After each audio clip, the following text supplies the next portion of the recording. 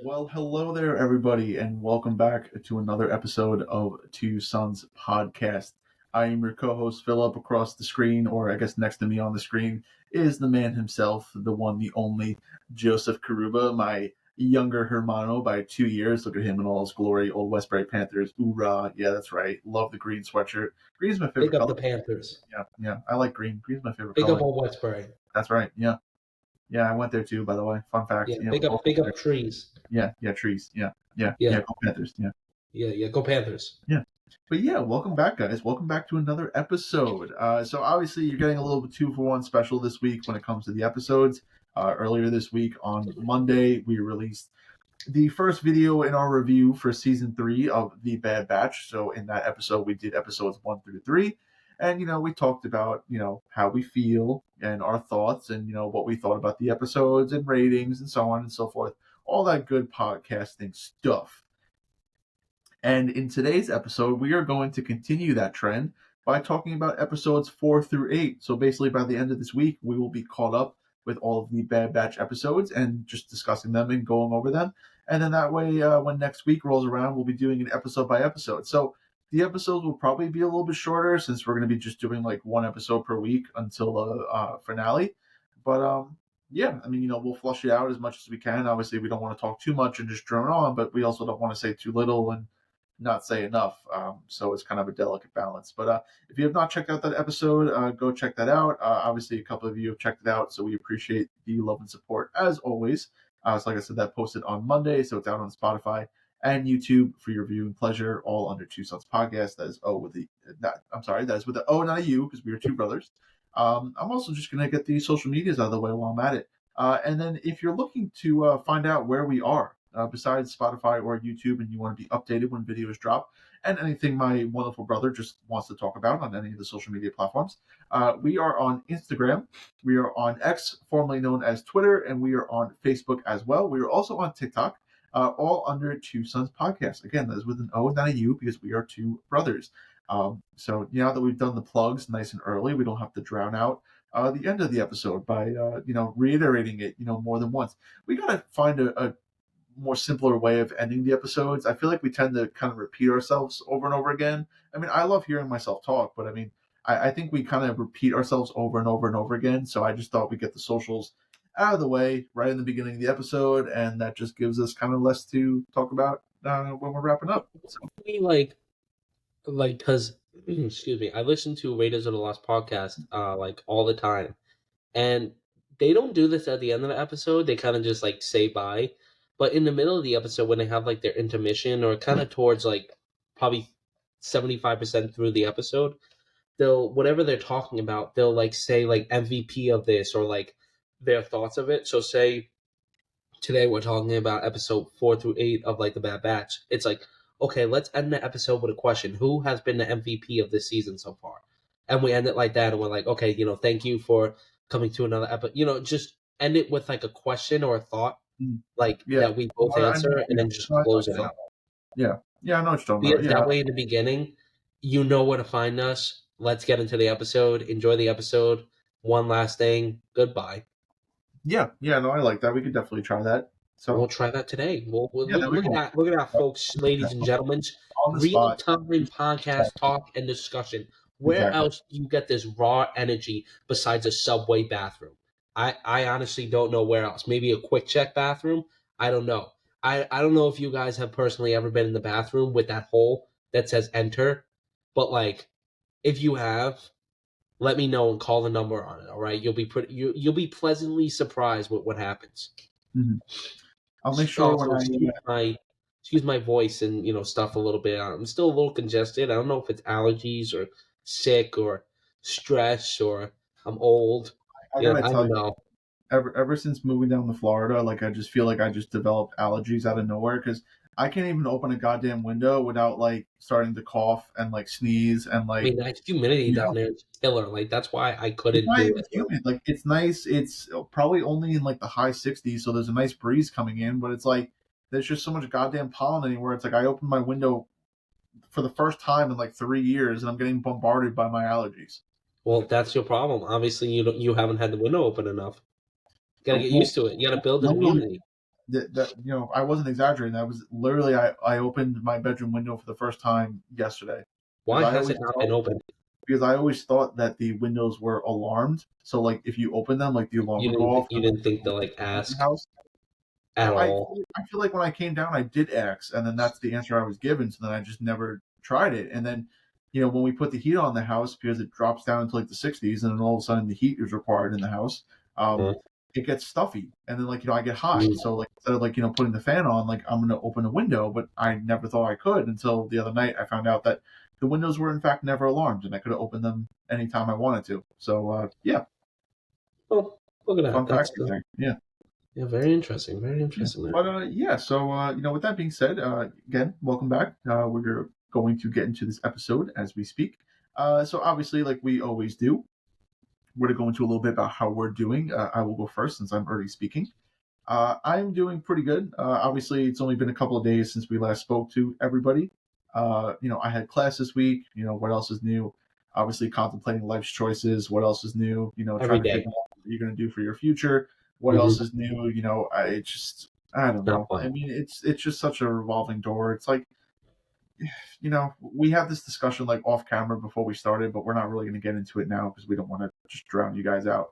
Yeah, I mean, just kind of just take a breath and just appreciate the Ewok real quick. So, yes, obviously anybody that's in their early to mid 20s, obviously the stress and everything that comes with being that age that honestly our parents just don't understand, and they just think that we have it so easy, and then they don't realize what happens behind the scenes, and then they're just like, oh well, life's not that hard, suck it up, and it's like, fuck you, dude, like obviously it is.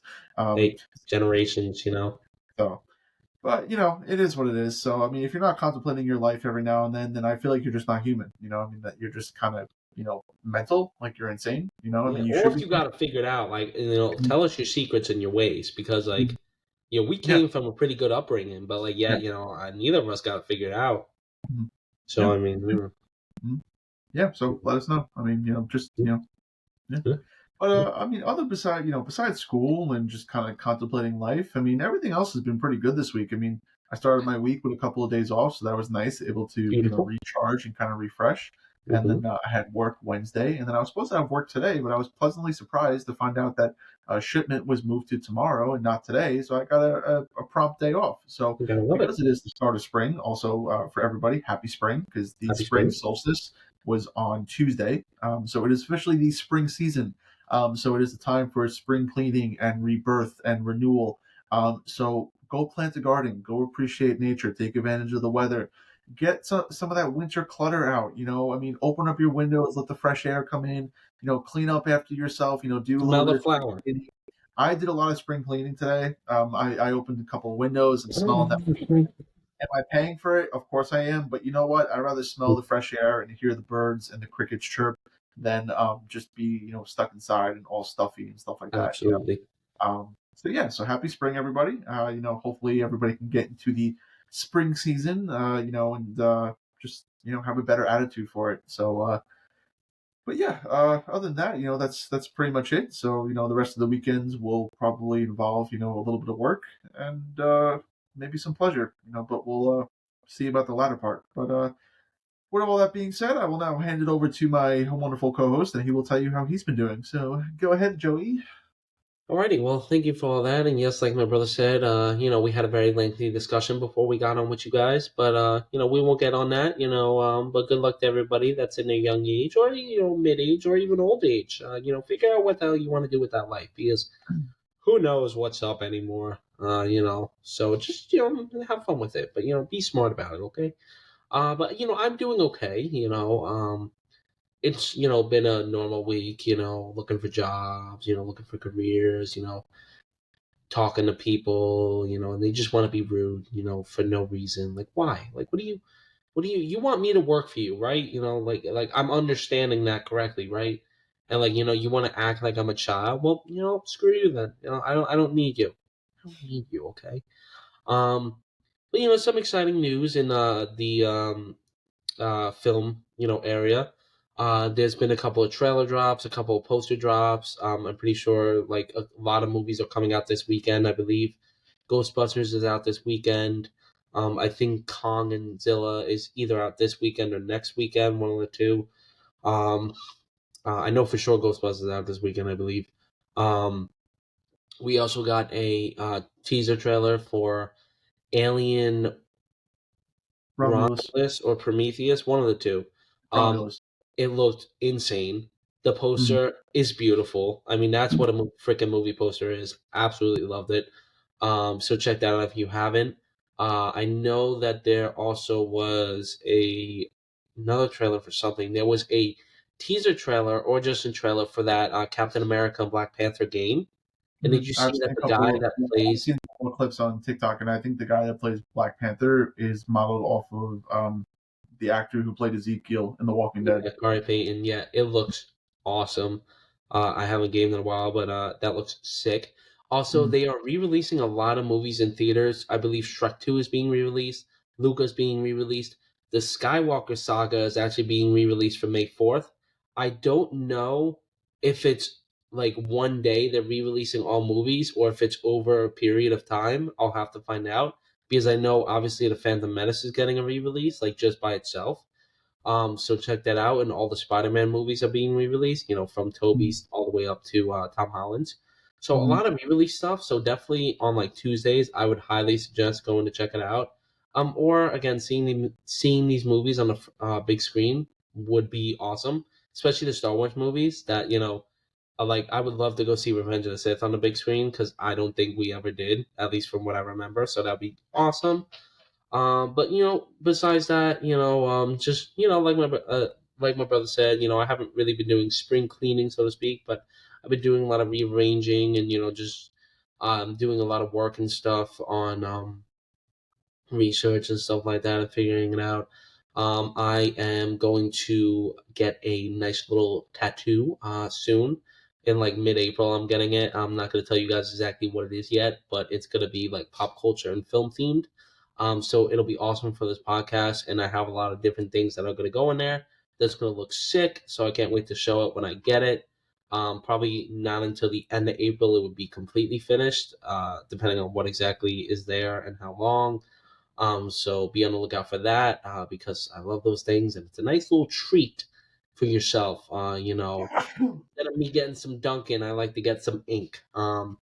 But yeah, also, I'm actually excited for today's episode because the Bad Batch has been sick lately. And I want to briefly talk about Acolyte, the trailer that dropped.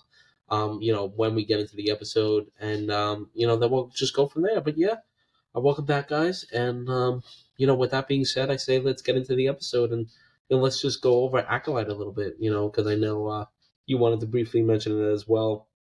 Yeah, yeah. I mean, sure. Yeah. So obviously, I think it was the Tuesday. I think it was Tuesday that It was the trailer dropped.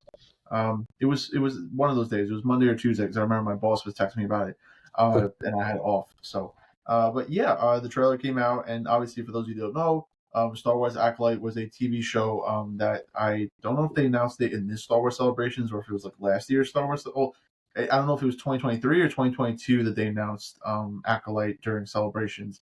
But obviously, it is supposed to take place during the High Republic era. More specifically, it is taking place 100 years before Mhm. the event of Episode One, The Phantom Menace. So on the cusp end of the High Republic, some could argue that is probably the beginning of the downfall of the High Republic. Um, and all we've seen so far from the High Republic has been a series of novels, short stories, comic books, even some manga about that era, and mostly it's been at its peak, and just what they've been doing, what the height of basically the Jedi Order and the Galactic Republic. Um, I've been reading a couple of books of the High Republic myself. The most recent one I'm reading is actually the very first one in Phase One, called Light of the Jedi. So I'm currently reading Phase One of the High Republic because there are technically three phases, and I have a couple of books from the other phase, but I was lucky enough to get the books from my brother and my mother this previous Christmas. So I am, diving into that, and I've been really enjoying it so far. I mean, again, I'm only in the first book, but I mean, it's definitely new. It's something different for Star Wars, and yeah, I'm giving it a shot. So, but this is going to be probably some of the first mature content that we're going to get for the High Republic. The show is probably going to be primarily modeled off of Andor. So it seems like it's going to have that kind of like murder mystery type style. Basically, for those of you that have watched the trailer or have not watched the trailer, to make a long story short, it is starring, I'm putting air quotes around starring, one of the actors from Squid Games as I don't know if he's just a simple Jedi Knight or if he's a Jedi Master. What do you put Um, air quotes? well, I'll get to that. Oh, okay. So basically, it's supposed to star him as a Jedi Knight or Master, and basically there is somebody going around and they're killing Jedi. So basically, I'm assuming a couple of Jedi, the Jedi Order themselves, or who knows. But basically, they're trying to figure out who is killing all these Jedi and like, how they're killing all these Jedi.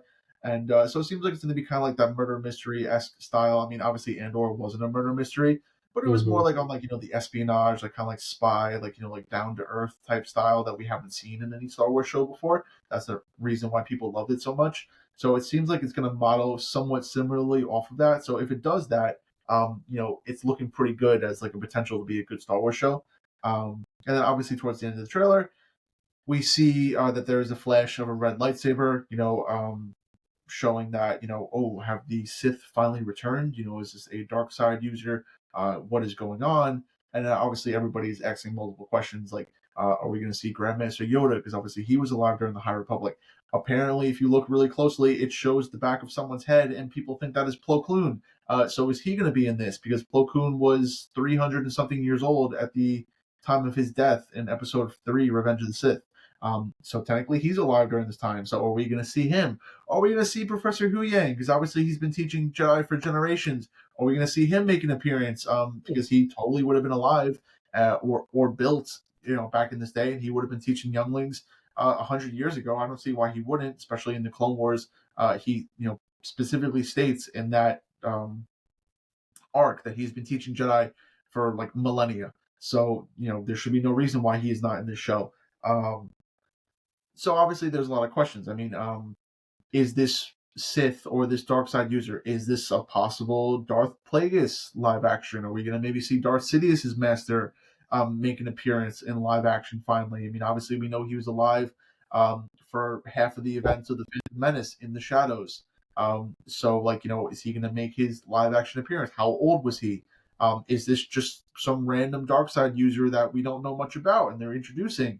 Um, and of course, a lot of questions. How is this going to end? Because obviously we know that this Sith does not take out all the Jedi and wipe out the Jedi Order entirely, because obviously we see them last into the events of Episode 1. So are they going to solve the problem and they're going to sweep it under the rug? Or are they going to act like it never happened? Or are they going to deny that this is not a Sith or a dark side user? This is just somebody with a lightsaber. What is going to happen? But the reason why I put air quotes earlier around the main character is because obviously, again, if you have been following Star Wars Acolyte, you have known that there is a lot of controversy around this show. Obviously, people have seen the news articles and the snippets here and there about the show. A lot of people do not like the director or the showrunner. They've made some, what's the word I'm looking for? I want to say like sexist comments, but it's not sex. I guess it's more like sexist towards men. Everybody feels like this is going to be a very heavily female driven show. And I think that was one of the main controversies around it because the showrunner or the producer, didn't care, about the quality of the content or if that, or the fact that it was Star Wars. They were using it as maybe like a agenda piece or something like that. Kind of similar to what's going on with the Ray movie, so to speak.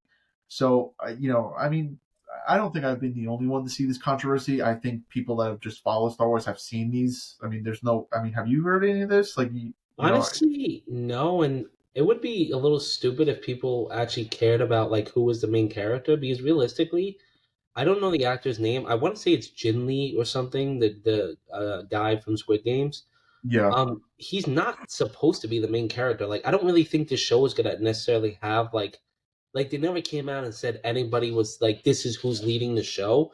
mm, But that was something I wanted to talk about too because like apparently the Acolyte trailer has like more dislikes than likes, and it's just like what like Star Wars like Because stop. I didn't notice this, but again, like people pointed out, because like they're just watching the trailer and they're just like, oh, it's kind of ironic how because again, when you like read the description or like you see like news articles about like what the show is about, they name his character like by Mhm, name, like they say so and so, played by so and so, mhm. is basically the one that's going to be looking into these murders, right? So you just assume that he is probably the main character or the main protagonist of the show. However, again, if he is the so-called like main protagonist or one of the protagonists of the show, people have been pointing out that like he only had like one line of dialogue like in the entire trailer, and the rest of the trailer was just voiced by different female actors. So again, people are saying right there, it's like, well, there's a little bit of a discrepancy, there too. I mean, I don't know. I don't want to, come off like, I'm sounding like a misogynist or whatever, but it just, you know, there's basically what I'm trying to say is that there's been a lot of controversy around the show. And because of that, the trailer looks promising, but I'm not holding my breath. I will be taking this show like episode by episode to see how good it is. But I wasn't exactly jumping for joy when they released the trailer, in all honesty. I mean, to be honest, I kind of watched it and I was like, oh, okay. Like, I didn't really, you know, have like a really positive reaction to it. And again, I think that's just because of a lot of the backlash or the behind the scenes stuff that the show has been getting even before its release, because you know it was supposed to come out and then it got pushed back, and then there was like controversy about something that one of the writers or producers said, and obviously everybody was upset about that, and then some people thought it was canceled, and then other people said it was coming back. So there was just a lot of stuff behind the scenes that have soured a lot of people's opinions, and that's probably why it has like the most dislikes, and that's why a lot of comments you see are very mixed, because people have very 50-50 opinions about it. The amount of comments that I've seen saying it looks promising, but I'm not holding my breath is pretty much probably how every Star Wars fan is feeling, because they are probably approaching this on very thin ice, because again, I'm sitting there watching the trailer and I'm not like, oh shit, oh my god, look, a Wookiee Jedi. Like, I'm just like, whatever. Like, it looks promising, but again, I'm not like, oh boy, I get to sit down and watch Acolyte. I mean, I feel like realistically, it's a new Star Wars project, so like I don't think anybody's necessarily hype about it, but I do feel like it's getting unnecessary hate. Like, I mean, they dropped the trailer and it looks good. Like, I don't like there was nothing about the trailer that I really disliked. It gave an interesting look, and after again I read I was just reading into the description, and like you said, the premise basically it sees a respected Jedi Master investigating a series of crimes that bring him into conflict with a former Padawan learner and sinister sources. So after going through this cast list, obviously his name is Lee Jung Jae. I don't know if I'm saying that right, but the character's name is Soul, the Jedi Master. Oh, Soul! Wow, look at that. Jedi Master, and has what the other people are doing. And so there's an actress on here, Amandla Steinberg, and it says she's a former Padawan learner who is now a dangerous warrior. I'm assuming she's going to be heavily in this show as well, but the cast is pretty much split up between male and female anyway. So I mean, honestly, any Star Wars fan that is just worried about like the main Jedi Master being quote unquote like overshadowed. Also, you have to realize he doesn't really understand English that well. In the description, it said he learned English for this role, so he might Yeah. not be able to be as strong as a. And it's not so much like at the end of the day, like I could care less like who's talking on the screen, but I just feel like a lot of people's worry about the show is that, again, it's not like this news has been like put under a rock and like has not been available to the public. I mean, I guess it just depends on like how far back you've been following the news about Acolyte. Mhm. But a lot of people were very upset when the show was originally announced, because whoever was in charge, the executive producer, the producer, whoever, made it seem like it was going to be some sort of agenda piece, and like it was going to be like a feminine agenda piece, and that's why everybody got very upset. Like, and at the end of the day, I can care less if he's talking, if there's a female lead that's talking. But the last thing I want this to be is just like a agenda piece like that is shadowed by it being Star Wars. Yeah, I I mean, mean, I just highly want it to be doubt Star Wars. You I know, highly doubt that's the case, especially considering that Dave Filoni is a creative director, like overseeing every Star Wars project now. Even yeah. if this was set before he became creative director, either way, he still has a say in this.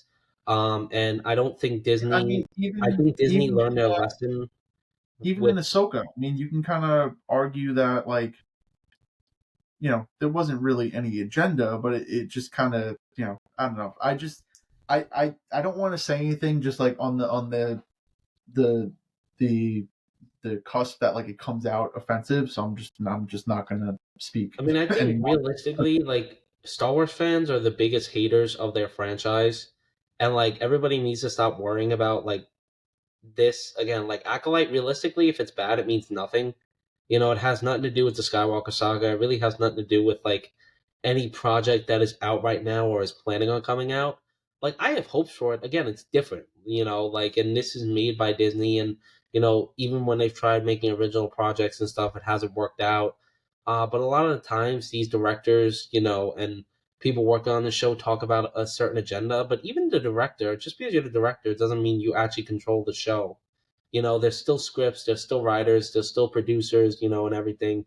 So, Star Wars fans, if you're just giving the trailer a dislike to prove a point, like just stop it. Like again, like give it a chance. And like realistically, like whoever the main characters are, like just just learn about them, see how everybody does. And after the first episode, that doesn't mean after the first episode, don't fucking go off on it. Like you need to give it a little bit of time. Again, Ahsoka took like 3 episodes to kind of get into it.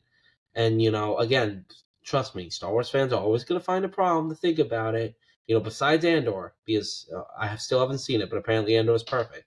But Star Wars fans always find a reason to complain about something. And the biggest thing I wanted to say is it hasn't come out yet. We saw one teaser trailer that was pretty short. It was like less than a minute, I think, and it looked pretty decent. Like again, like similar to my brother said, or like I said, there's really not much to lose on this show. Like if it's bad, it's bad. Realistically, it's something that Disney, honestly, be grateful that Disney's trying to do something different. Like this is, you know, it technically could connect because, like you said, Master Yoda could be around, Plo Koon could be around, Hugh Wang could be around, so it could be characters we know That's around. another issue that people are bringing up because again, you have this whole new era, right? The High Republic era that spans thousands of years, right? Mm. And the first live action show that you are producing for this era, you're setting 100 years before the events of Episode One. Now, unfortunately, Disney is shooting themselves in the foot for this because that is way too close in the timeline for people not to sit here and start making the connections. Mm. And again, you have such a range of years to choose from for the High Republic. Why not just plop this show right in the peak of the High Republic? There's a reason why they are making it so close to the Skywalker saga because they still want to tie it in to bring those Star Wars fans like into the mix. Because if they hear that like, oh, you might see Plo Koon, you might see Huyang, you might see Yoda, they're gonna check out the show if they have no interest in the High Republic. You know? Can I just so apparently because I'm looking at the cast list. So in this Soul, the Squid Games guy's character has a Padawan, and this Padawan is played by the girl that played X-23 in Logan. That's freaking cool. Her character is Daphne Keene as Jackie Lon, Soul's young Padawan learner, and yeah, she's the actress that was in Logan. And we also have somebody that's a leader of a coven of force witches. I mean, a lot of these characters seem like they would be pretty interested. Again, a lot of these actors and actresses I'm not necessarily like familiar with besides a few of them.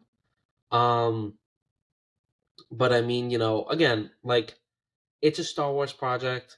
Like, a lot of people say too, like, I don't even know what Star Wars Theory said about this, but I'm sure he was already up in arms about it. Because again, Nobody hates Star Wars more than Star Wars. Nobody hates Marvel more than Marvel fans. Nobody hates their own crap besides the people that like them. And again, before this show comes out, and if anybody is automatically talking about like roles, like you're just automatically out of the conversation. Like you need to see what is going on before you make those comments and suggestions and stuff. So again, check out the Acolyte trailer. Let us know what you think on it, in your personal opinion. If you're not, I feel like if it's a good show for people that aren't necessarily too into Star Wars, because it might give us a little different tone. Obviously, it includes, sabers and stuff. But once I saw that teaser poster, it immediately got me interested because it was a cool freaking look. And it Yeah. seemed like it was going more on the quote Yeah, unquote. this might be a hot take, but I enjoyed the teaser poster more than I did the trailer. I mean, trust me, some posters can be better. I mean, it's a beautiful poster. I think because I saw the poster, I was like, "Oh shit, this is gonna be really good." And then I saw the trailer, and I was like, "Eh." I mean, the trailer was pretty mellow and it didn't give us a big look into much, which is unfortunate. But for example, having another Wookiee Jedi is cool. They better not freaking bless you. They better not Thank waste that opportunity. Have now that I know the actress that played X-23 is in it, that gives me more hope. The guy from Squid Games, he's a good actor. I'm curious to see how he does in the English role. You know, and having somebody that's a coven of witches, having like I think there's a character that's a smuggler. These all seem like pretty cool characters, but like my brother said, it is very close to the Phantom Menace. But I have a feeling they did that for a reason. I don't know what their plan is with the show. Nobody really knows. I don't know how long it is. All I know is it comes out in the summer. I think in June. It said June 4th It or comes something. out, I believe, June 4th, and it's supposed to be a 2-episode premiere. Okay. But with that being said, guys, I think you understand that both of us, we're pretty neutral on it. Again, like we're definitely both excited to check it out. Definitely go check out the trailer, check out some news on it, check out, maybe people that have been making TikToks about it. But again, make sure you watch a couple, episodes first, at least 2 or 3 before you really start to like, okay, this show is going in a certain direction. And hopefully it's good. Again, I have faith in Star Wars in terms of Disney because they've been okay with projects, and the Bad Batch gives me a lot of hope. But again, this is a new project and everything, so curious to see. But it's the most recent piece of Star Wars news. Check it out if you haven't. With that being said, I think it's time to jump into what we're all here for. Episode 4 through excuse me, episodes 4 through 8 of Star Wars is The Bad Batch. Kind of leaving off to where we were at before. In our last episode, we discussed episodes 1 through 3, and the show started off great. And kind of around episode 4, the show got a little more fast paced and I think actiony. It started getting more into. I mean, the whole show was high stakes, but we saw more. Instead of just Mount Tantiss, we saw more worlds and more stuff going on and more characters and stuff. So this is kind of episode 4 is where the show started picking up its legs, in the pace and moving on and going in these different directions. But since I went over Acolyte a little bit, I'll let you jump into episode 4 and we'll do what we did last time. We'll rate it, and then we'll give a little breakdown and discuss. Yeah, so right off the bat, I'm probably going to give episode 4 probably a solid 9 out of 10 suns. This is going to break the perfect streak, unfortunately. However, I feel like episode 4 was definitely what you could probably consider like their filler episode. Mm-hmm. Yes, obviously it had the tie into the story. However, it wasn't the most interesting episode, so I do unfortunately dock it a point just because obviously it tied into the story because they crash land their ship after escaping Mount Tantiss, and they need to find enough credits to get off world and go to a secure planet to basically call Hunter and Wrecker and have them pick them up. So obviously, it shows them like finding ways to earn credits and whatnot. And I think something that they did really well here is that they showed that even though Omega is still young, that she's picking up certain skills in her numerous travels across the galaxy with the Bad Batch. More specifically, when she's playing those card games and those tabletop games with the likes of Sid or like any other members of the Bad Batch, because obviously she's very talented in the card game that she's playing at the bar, and that is a big way that they earn the credits that they need for tickets off world. Obviously, we see firsthand, uh, I guess, the new imperial way of governing worlds. I mean, we could probably tell that this imperial was most likely the governor of this planet, probably. And obviously, we see him surrounded by, newly minted stormtroopers and whatnot. So we see that with the beginnings of the empire and the fall of the republic, that we're seeing, I guess, more of the same, so to speak. We're seeing possibly the same level of corruption and greed, and some of the strangles that these governors put on these planets, especially if they're backwater planets and there's not really much to them, and the empire really doesn't have too much of a presence out there.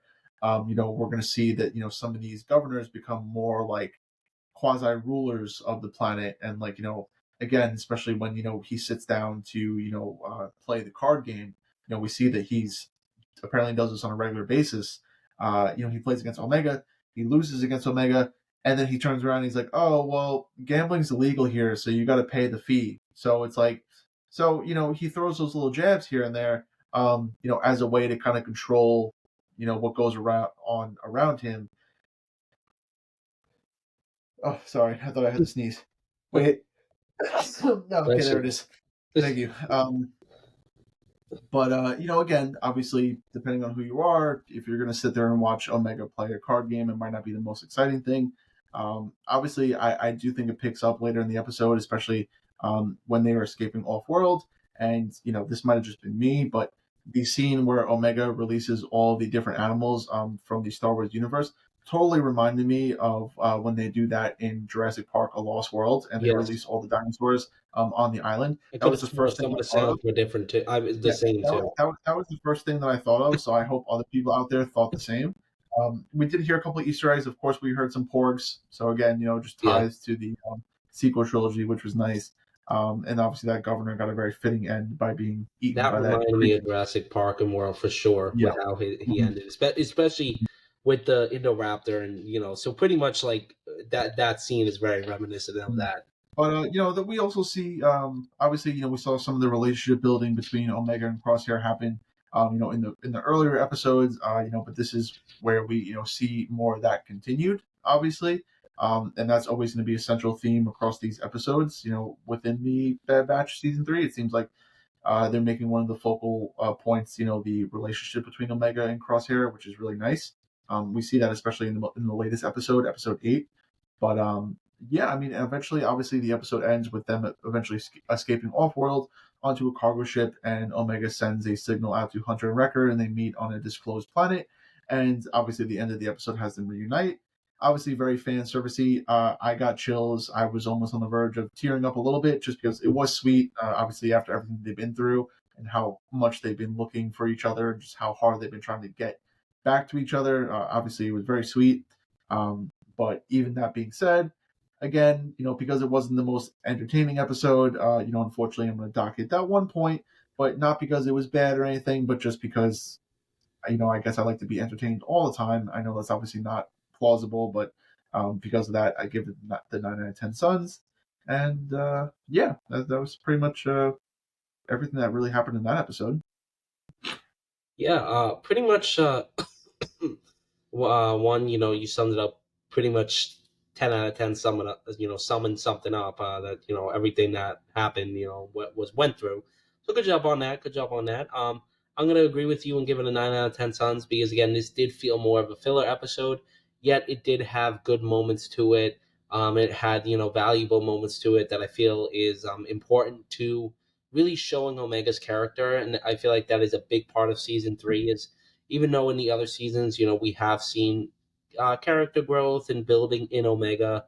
However, in this one, I really feel like we're starting to see her skills showing. Even something as simple as, this card game or gambling or whatever it is.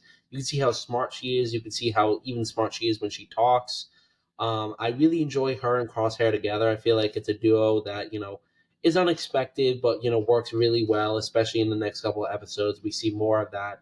Um, and we also get a little bit more, on Crosshair, especially, the simple things such as escaping. He's struggling to shoot people because of obviously his hand, which is very important considering, he's the sniper of the crew. Um, Also, I love, the relationship that they kind of show with Omega and animals. It seems to be a pretty heavy theme so far in this season, especially having Batcher on, the Bad Batch crew. I swear to God, if he dies, I'm over it. I don't think they would do that. I really don't, but that would freaking suck. Um, and like I said, I really enjoy simple scenes like that, letting go all these creatures to just take out the stormtroopers. I also did enjoy how they have one of those stormtroopers that kind of had like this, the like poncho on, with the Yeah, governor. Like I wonder what that. that I was guess nice. that was their captain or whatever. But that was a cool look. Um, and again, them reuniting at the end was, amazing. Of course, it was just beautiful how Wrecker ran to her too, and how you can see how much that they really built their bond as a family. So now if one of them dies again, it's going to be even worse. You're definitely gonna shed some tears.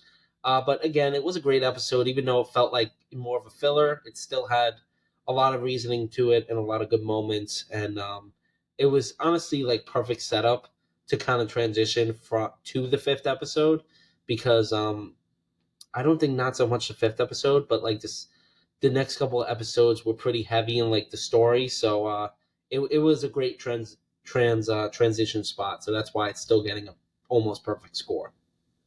Yeah. So Yeah, would you give it a 9 out of 10 sounds as well, yeah, or I would you gave give it it a? a 9 out of 10. Okay. Yeah. Yeah. So I mean, but again, we saw that in the likes of Ahsoka. I don't know if it was episode 3 or 4, but again, everybody kind of thought that was like a filler episode. It wasn't one of the. It was still a good episode. It wasn't like one of the higher rated episodes. Yeah. But I feel like every show has that. I feel like they need to have that in the Hmm. beginning of the season to kind of flush out a little bit more of the story, kind of slow everything down, and because if you're just having action, action, action, um, believe it or not, you might get tired of that. So to have that kind of like slow down episode, let the story flush out, like everybody calm down. It does the show good. So it might not be the most Sure. entertaining, but it does it good. So obviously that segues us into episode 5, which is called "The Return," and the name basically says it itself. In this episode, we have one of the former members of the Bad Batch come back to the Bad Batch, and that is in the likes of Echo. So obviously, after everybody is reunited, they're sent back to that island planet where they basically all reconvene together. And obviously, we still see the tensions are high because obviously Wrecker and Hunter don't necessarily trust Crosshair, which obviously, if you watch the first 2 seasons of the Bad Batch, there's a lot of reasons why they would not trust each other anymore. So obviously that trust is not going to be built overnight. Now, I believe Echo comes back because he wants some information on Mount Tantiss, because it seems like Rex and this slow but sure clone rebellion that is building, somewhere out in the galaxy, they want to hit Mount Tantiss eventually. So I believe Echo comes to the planet in order to see if Crosshair or Omega could give him any information on Tantiss, because obviously they were there for a couple of months together. Obviously, Omega still has Nalice's datapad, so they try to use that as a way to extract any information about the base, any loadout information, the way the base is structured, and so on and so forth. However, obviously, it is imperially encrypted, and this is where we kind of see one of the first little kind of like moments, because obviously if a certain member of the group was still there, he would be able to hack into it no problem. But this is where they kind of bring up Tech, and unfortunately, it shows that the group has to devise a plan to deal with something like this when they do not have the member of the group anymore. So obviously, if Tech was there, he'd be able to do it 1, 2, 3. But unfortunately, because he's not, they have to improvise, and the way they improvise is going to a abandoned Imperial facility in order to use the station to. I forgot exactly what the reason why. I think they had to go to an They had to go Imperial to like an imperial like to yeah. port, It or had to yeah. be Imperial. I think that was the way that was Hmm. why they went. To in order to access this data pad. And at first, if some people didn't catch it, this is actually a little bit of a nod to earlier seasons, because at first I didn't catch it, but then after a while it started to dawn on me that we've seen this planet before. This was probably, in my opinion, one of the best episodes of the Bad Batch. It was the episode with Crosshair and Commander Mayday Hmm. when they were on the snow planet and they had to go take out the insurgents or the rebels. and then their long and perilous journey back to the base. And unfortunately, obviously, Mayday died because he didn't get any medical attention, and then Crosshair basically shot the Imperial officer in the face because he was Yeah. he did not get attention, which obviously led to Crosshair being arrested and then imprisoned on Mount Tantiss. So what gave it away for me was that like ice eagle or that ice bird Yes. that was like going overhead. And how So I he was like, also put up the helmets, like because they were laying on the yeah, floor. So he's like, that was really sweet they seeing deserve that respect. yeah, that was really nice that he Yeah, put that up was those helmets. nice. Especially when you saw Mayday's helmet, you were like, oh no. But that was really nice. I appreciated that. That was a nice touch. So obviously, yeah, they have to go back to this Imperial research facility in order to access the data pad. They go into the facility, and they have to rewire or reroute power to certain things to be able to access the data pad. But what that does, unfortunately, is that it turns off this like echo sound Mm. device that is basically oh, Bless excuse you. me, that is basically keeping I think what is just basically a giant ice worm. So it's just Yeah. kind of ironic. I'm just looking over at my YouTube sandworm, and this episode just happens to have a giant worm in it. Yeah. Except it is not sand; it is ice. um, so unfortunately, these sensors were keeping this giant ice worm out, and because obviously they're not operating anymore. Obviously, the worm starts to attack the facility in the Bad Batch, so it shows them obviously fighting it off. And then this is where you start to see Hunter and Crosshair butt heads. Obviously, Hunter noticed that Crosshair, put up the clone trooper helmets as a sign of respect. So obviously, Hunter realizes that there's not stuff that Crosshair is saying, which that was the one gripe that I kind of had with the episode. I wish Crosshair would have opened up about Commander Mayday and his experiences there. I think it would have been good I to think the acknowledge only like thing that he opened up about was because I know him and Hunter had like that little scuffle at some point, it and was basically him like opening up about feeling betrayed by the Empire. well, I think he said he's like I killed like an imperial officer. Like I Yeah, thought he he said that didn't he he had didn't killed. go into any further detail besides that. Yeah, he's Just just saying, like I did that, but like again, like if you said he's like, yeah, I went on this journey with, but I guess Crosshair is not really the one to talk, yeah, But again, that would have been like such a simple conversation to have. right, That probably yeah. would have made Hunter And I realize. thought it was going to go in that direction Mhm. when they showed his helmet, and I was like, okay, he's eventually going to probably tell Hunter about being here on the planet. Yeah, and But why? unfortunately, they never touched upon it. Besides the fact that he killed an Imperial officer. Hmm. Um, so obviously, we see that they are successful in breaking into the data pad, and then they are also successful in rerouting the power to the sensors, so the worm is no longer attacking them. But again, throughout the whole episode, we're seeing that Hunter and Crosshair are slowly but surely learning to trust each other again, which was really nice.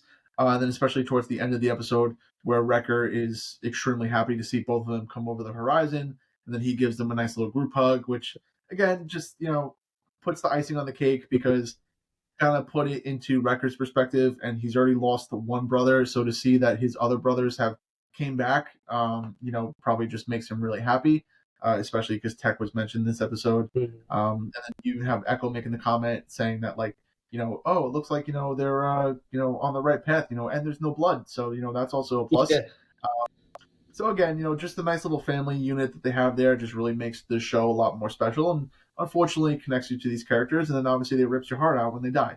Um, so it's a vicious cycle. But yeah. yeah, unfortunately they're not really able to recover much from the data pad, which is yeah. But I think both Crosshair and Omega are able to give him at least some information, um, and I'm pretty sure that's how the episode kind of ends. I think it just kind of ends with him going back to Rex and just relaying any of this information to Rex, and then that was it. And then the Bad Batch just resumes their life back on this island planet for now. And that was pretty much it. Yeah, and then I think that was the end of episode 5. So I don't know if I said it in the very beginning, but I would probably rate this episode a 10 out of 10. I really loved the callback to the ice planet, and I liked the relationship building between Hunter and Crosshair. Having Crosshair open up more about his experiences and his PTSD, being captive by the Empire, and then obviously seeing Echo again is always a treat because he has a long-standing history from the Clone Wars, and then obviously now into the Bad Batch. So it's always nice to see him. And yeah, it was just a really good episode. So Yeah, I mean, I would have to definitely agree with you. Like, this was another 10 out of 10 episode. I love the well, not flashback, but I love the, callbacks in this episode. Obviously, Crosshair looked at that eagle at least two or three times, and it was kind of like exactly what he did when he was in that episode with Mayday. Like, maybe it was almost as a symbol. And, especially when he found the helmets, not just Mayday's, but, his crew, and put it up on the mantle kind of as like a sign of respect. Obviously it shows that again Crosshair does care. And the little conversations he had with Hunter, um and kind of seeing that normal banter they had, but also that backlash, because I feel like we're also seeing a side of Crosshair where maybe his character wasn't explored as much in terms of really how he thought, because he always said, but he even said, if it's not this episode, it's later on. He said, "I thought I was being a good soldier," and obviously he has a lot of stories to tell. We still don't exactly know what happened. We'll get it on in the later episodes, and they tried training him to do something, but obviously he reveals that he killed an imperial officer. Obviously Hunter saw him put up the helmet, so something happened here. So bringing going back to this planet was a good sign, and the adventure was fun.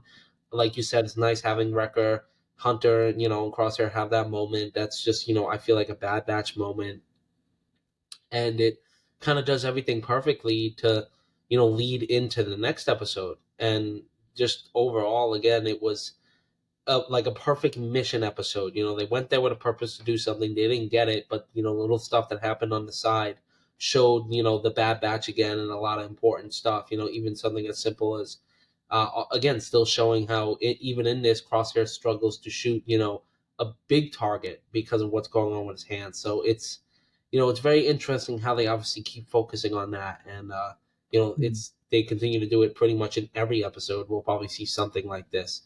And then this episode is pretty much right before, because the next two episodes are like balls to the wall action, high stakes crap go on. So I'll let you take it away again with episode 6. Yeah, so we were actually given a treat that week because obviously this week, that we are currently speaking in now, episode 8 dropped, but the Mhm. week before, we actually got a two-part episode. So I think because they were about like maybe halfway through the season. That's probably why they did that, or I don't know, maybe the episodes just went hand in hand, so they just decided to release both episodes at the same time. So I mean, I think how I'm gonna do this is we're gonna just kind of talk about these two episodes like together, Mm-hmm. just because they go with each other pretty much. They're all Yeah. like just one big story. Um, so yeah, right off the bat, I'm going to give episode 6 and 7 another solid 10 out of 10 suns. I mean, this obviously these two episodes were very fan service. I mean, Mhm. I'm going to be the first one to admit that. I mean, I love the Clone Wars, and I love everything about the Clone Wars and the prequel trilogy. But even I will admit that obviously it is very fan servicey. You have a lot of named clones that came back. Either you saw them in the Clone Wars or you saw them sometime in the Bad Batch. But basically, obviously, episode 6 is going to open up with Captain Rex and his little detachment of like clone rebels, basically at their outpost or base. I have this theory. I wanted to run it by you. Maybe you noticed it as an Easter egg, but I believe that facility is now. If you remember the Clone Wars movie that both me and you watched countless times on the laptop, during a hurricane. Okay, the part of the movie where they go to rescue Jabba's son. It's obviously not on Christophsis, but the planet that they go to, where they're scaling up the wall with the Mhm. walkers, right? And then they get to that like platform that has that kind of like stronghold. Mhm. I think that stronghold that they're holed up at is that stronghold from the Clone Wars movie. I would have to go back and watch it, because it's possible, because the way it was set up definitely reminds me of that. The only problem is I don't know where that big wall would have been, because again I remember them kind of coming out of the forest and going up the Well, the wall thing with the is, if you walkers. notice, if you look at the shots that they give you of the base, obviously the base is held up like on what looks like a mountain, right? Hmm. So you picture that obviously there was forest because we see that the assassin that comes later in the episode, he Yes. parks his ship in a forest. So we see them come from a forest up those walls, which is basically the mountain, onto the base. So that's why I think that this is the base from that Clone Wars movie. Yeah, I mean, it's very possible. So, but I'm not completely sure off the top of my head because I haven't seen that Clone Wars movie in a while. So I'd have to like definitely take a quick peek back at it. But that would be a Yeah, pretty cool like callback if yeah. that was the case because I wouldn't be I surprised. thought that was yeah, I thought that was really cool if they did that. I mean, if they didn't, it's still a cool little hideout. But if they did, I mean, that's even better. Yeah. Um, but alas, we do see that obviously. Actually, no, I'm sorry. The episode doesn't actually open there. I totally just forgot a part of the episode. The episode does not actually open on that outpost. It opens on another planet where Senator Chuchi. Obviously, you all know her from the Clone Wars, and then more recently, Bad Batch season Mm, 2. We see her convening a meeting with a former separatist senator, now turned, I guess, imperial senator. Obviously, he makes calls back to them being on opposite sides of the war, and that he was a separatist parliament member. So we see again, just because I just love how Star Wars does this, that we see that the idea of the Clone Wars and what these two sides fought for meant nothing in the end because the Empire just ended up winning, right? mm, So you have both former Republic and former Separatist senators working together to find common ground, right? So basically, we have this meeting unfolding between the two of them. It seems like Senator Chuchi is just trying to gain supporters to like fight back against the Empire. It seems like she kind of is like the Padme Amidala of like the early Empire days, basically, which I actually kind of appreciate that they're doing because I mean I feel like that kind of speaks to her character. I mean, especially in her arc, in the episodes that we saw her in the Clone Wars, she was always very strong-willed and passionate about like service to like her people and just the Senate and stuff like that. Where she was obviously good friends with Ahsoka and Padme for that reason.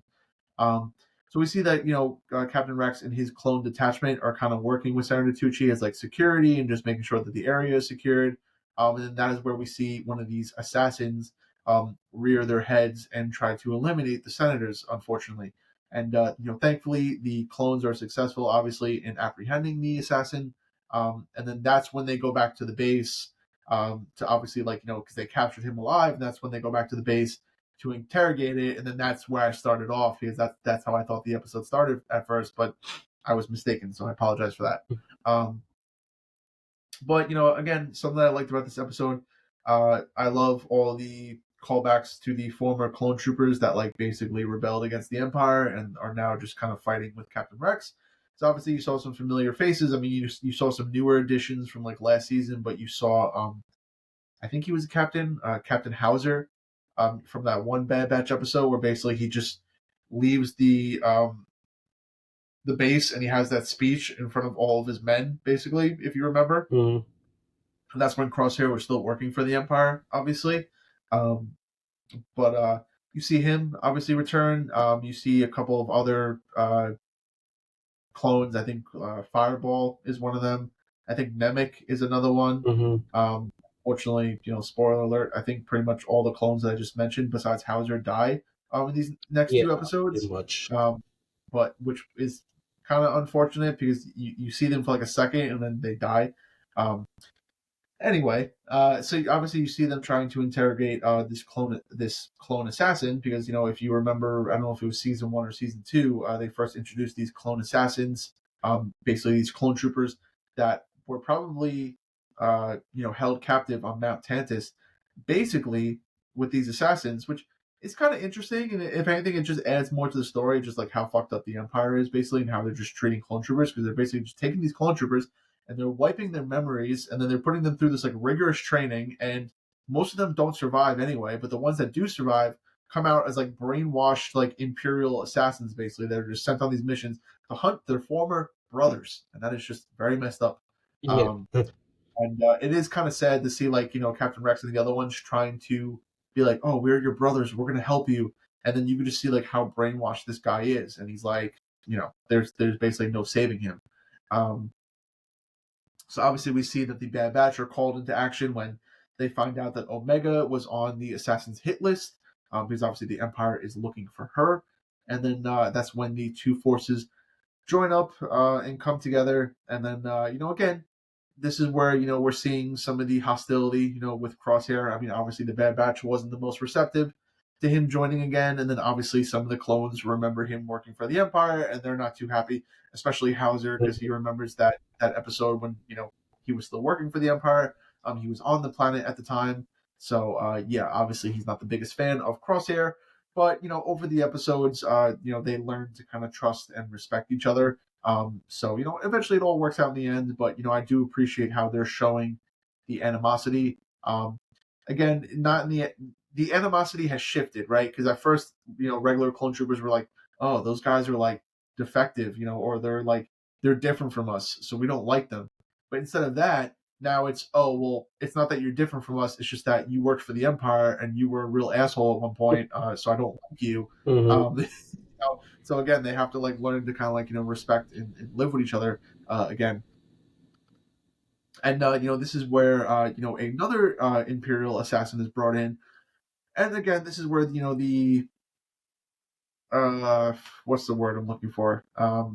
Like the theorists like to Yeah. start making theories and ideas, because obviously they're focusing a lot on this assassin, right? They're giving him a lot of screen time. They're giving him some lines of dialogue, right? So they're trying to make this assassin seem more important than the other Mhm. ones. Like this is one of the best assassins they have. This is like the head honcho, right?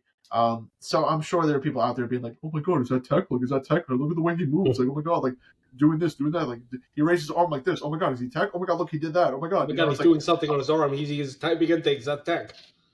look at the way he's folding his arms. Oh my god, is that Tech? Oh my god, it's just like there are probably people out there that have been like doing that step by step. Oh yeah. So I like to think that it's simply just Star Wars' way of just doing what they do with Maruk, and they basically just gave us like a silver fish. I mean, Yeah. I don't know if that's an expression, but yeah. I mean, because it's like one of those Minecraft things where you hit a block thinking it's a block, and then a silverfish pops out, and then you're like, oh fuck, now this thing is trying to eat me. It's just like so. You remember silverfish, right? I mean, we're Yeah. not Yeah. that old. Yeah, you remember that? Yeah. So it could be one of those things where you think like, oh my god, it's just tech. Like, oh my god, this is going to be so amazing when he takes off his helmet, and then he takes off his helmet, and then it's just another clone trooper, and you're like, oh, it's like, and I feel like that's the direction they're going in, but they're just trying to you know, uh, steer us in the wrong direction. Mhm. Same as Moreau, basically. Um, Can you hear me? are you, It's so weird. I see your like are you dialogue still moving, but there? all right, folks. This happened last time. We Uh, had a little okay, conundrum it with the recording where like the looks Wi-Fi like we connection freaked lost, out because there's always something with our or we recording might have. sessions Oh, okay, and and the Wi-Fi section. Oh, all right. Well, he's it's showing he's not here anymore. He'll be back in a sec because this is what happened last time. So I'm hoping he'll be back in a sec. Uh, while that's the case, enjoy seeing a little more of my apartment. It looks a lot cleaner than usual. See my bed over there. See my table. Got a lot of goodies on there. Got my little Godzilla pin. Got my little llama. Just for is he back? okay, I'm back. Oh, Hello, okay. yeah, I'm Yeah. back. I was just Yeah, same saying thing as how last time. the Yeah, exact same thing. it just randomly kicks my internet for like a second, and then I hit rejoin, and then it just brings my Wi-Fi back, and then I just rejoin the call. I don't know why it does that. The exact thing Because happened last as soon as I episode. saw the thing start to buffer, I heard you say "uh-oh," and I was like, "oh god," and then you left. It showed that you left, It's funny and because then I was I technically always on, and this is the same recording session. It's not a different recording session. yeah, It's so weird and how like this works, but I don't usually in the I editing don't it get gets fixed, so it's fine. yeah. That's why I So kind of like this thing. you guys won't see that, but we'll be talking about it, and you'll be like, "Oh, what are you talking about?" But now you know what we're talking about Yeah, yeah, exactly. because they can see it. But yeah, basically where I left off, I think they're kind of doing the Trojan horse, where they're making us think Maruk was something when he was just simply somebody resurrected by the Night Sisters. I think this is the same thing with this assassin. I think he's simply just a clone trooper, but obviously they're making it seem like he is Tech. So we'll see what direction they go in. I really hope it's the first one because I don't want Tech to come back Hmm. because his death was perfect the way it is, and I don't want him to come back. I do miss him, and I liked him a whole lot, but I don't want him to come back just to possibly die again or to just be something Yeah, worse than it would be he was. weird. So Everything good? Yeah, I'm just hearing noises outside my window. Yeah, I've been hearing noises this whole freaking recording because for some reason one of my turtles wants to like do what she used to do with the rocks again. Like in the middle, like literally throughout the whole day, she decides not to do this. And when we record, it's like, oh, I'm gonna yeah, do this. yeah, because she's like, oh fuck you, dude. Meanwhile, I got her the biggest freaking tank possible for you. Can you just swim up? There you go. Swim upwards for now. All right, just do that tomorrow morning. Jeez. Is it raining? Is that what it is? I think it's raining. Okay. I don't know. All right. Anyway, um, yeah, so we see that this clone assassin basically eventually makes his way to the planet, and then obviously, slowly but surely, he infiltrates the stronghold. Obviously, causes a huge explosion. There's a firefight. Again, obviously, unfortunately, some of the clones die. The clone assassin that they captured died. Some of the named clones that I mentioned earlier die. Unfortunately, some of the ones that weren't even named, you could probably find the names of them. Like if you look online, Yeah, like like some the of them that purple weren't. one. Why did he have to die? Like he was the only The purple one. purple one makes like his first appearance, and then like he just gets obliterated. He just gets like, So yeah. yeah. Ridiculous. So again, unfortunately, we have a couple of clone deaths, and even though it's not the Clone Wars and it's the Bad Batch, it still hurts when a clone trooper dies. Yeah. It's just I don't know what it is, but Especially it just when still the hurts. animation is so much cleaner, it just makes it sadder. Exactly. Um, yeah, and then basically I think the episode basically ends with like them kind of like at a stalemate, right? Like, I mean, I think the Bad Batch and the survivors like are trying to find a way out of the stronghold, and like that's when like the reinforcements from the assassin like come, and then that's kind of where episode 6 leaves off, right? Yeah, well, because at the end of episode six, Oh yeah, we're actually no. I'm sorry because I know what you're about to say, and you just reminded me. Before the episode ends, though, we are actually giving again. This goes into the fan affair, but we are giving another face that appears onto the show, and we see before the episode ends, obviously the assassin called reinforcements, and we see it is none other than Commander Wolf. what? And Commander Wolf makes his reappearance from the Clone Wars, and obviously we saw him in Rebels. So people are probably wondering, oh, where was he this whole time? And like, how did he go from the Clone Wars to the Rebels?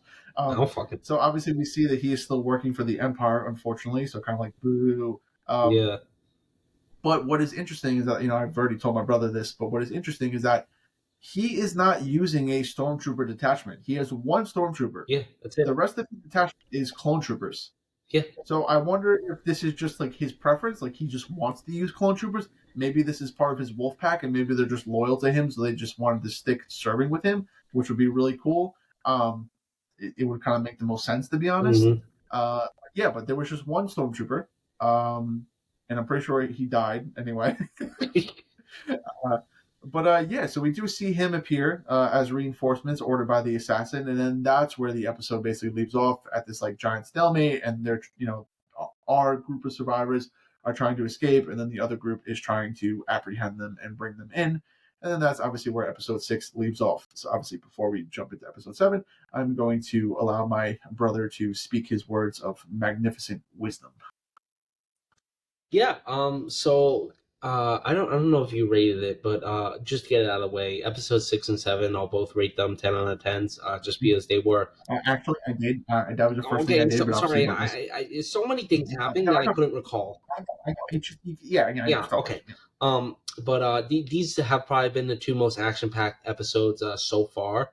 And again, I really enjoy seeing this little.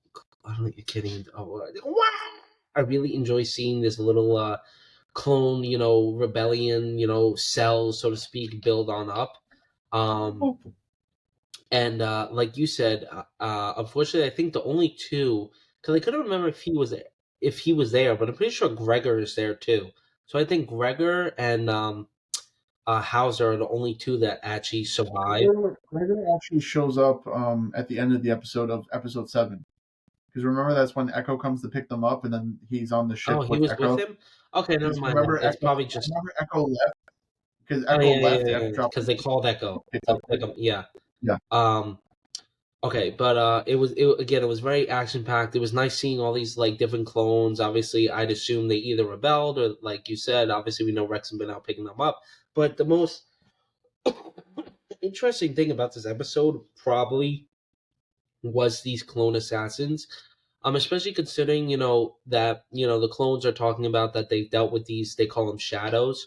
So they know, like, oh, we took the, I guess I would call it, this the suicide pill or whatever, that if they get caught they bite Yeah. down on, and they, so they took that out, and this and that, and then, um you know, they obviously, we find out a little bit more about these shadows, especially when Crosshair talks about, well, one of them actually saying, like, you would know because you were trained for it, or, I guess they tried training him.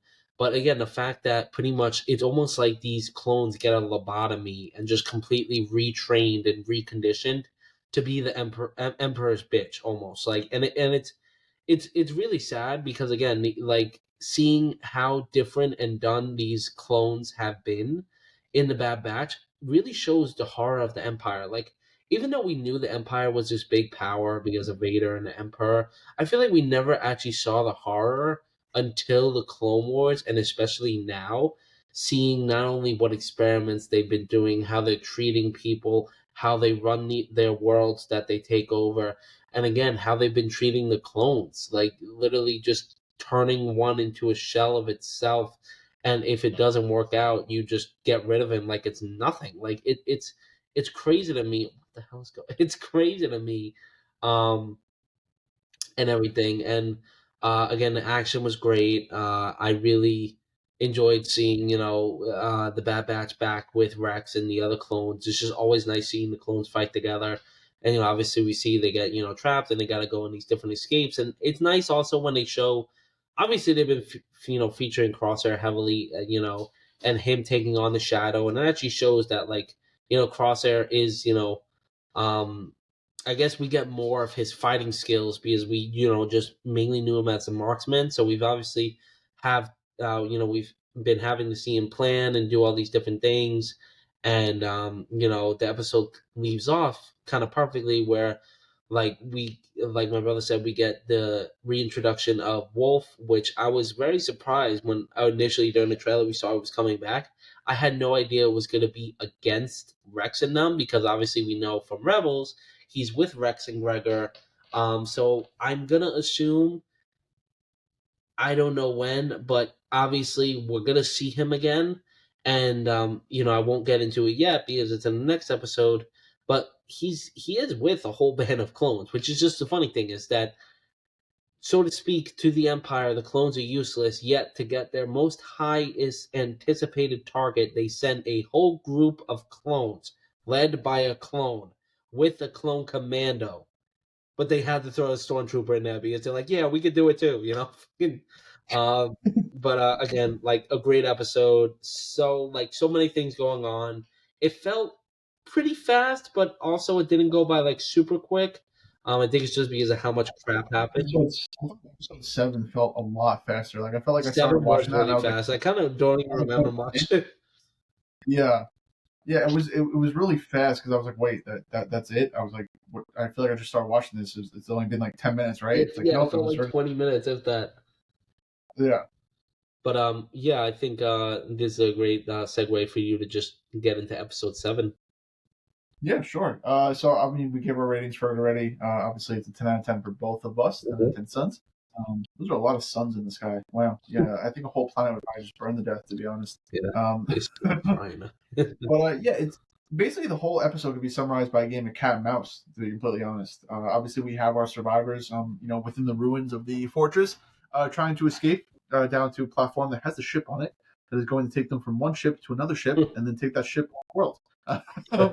Or it was more like they were going to take a ship to contact Echo to pick them up with another ship, then take that ship off world. Yeah, pretty much. So a lot of shit. Uh, so obviously, this game of cat and mouse. Obviously, they're going down these passageways and tunnels, in the lower parts of the base, basically working their way down the mountain. Obviously, the assassin is chasing after them, so that's where that game of cat and mouse is. And we also have Commander Wolf and his clone detachment. Also, doing that whole cat and mouse chase where they're coming up the stairs. Bad Batch are going down the stairs.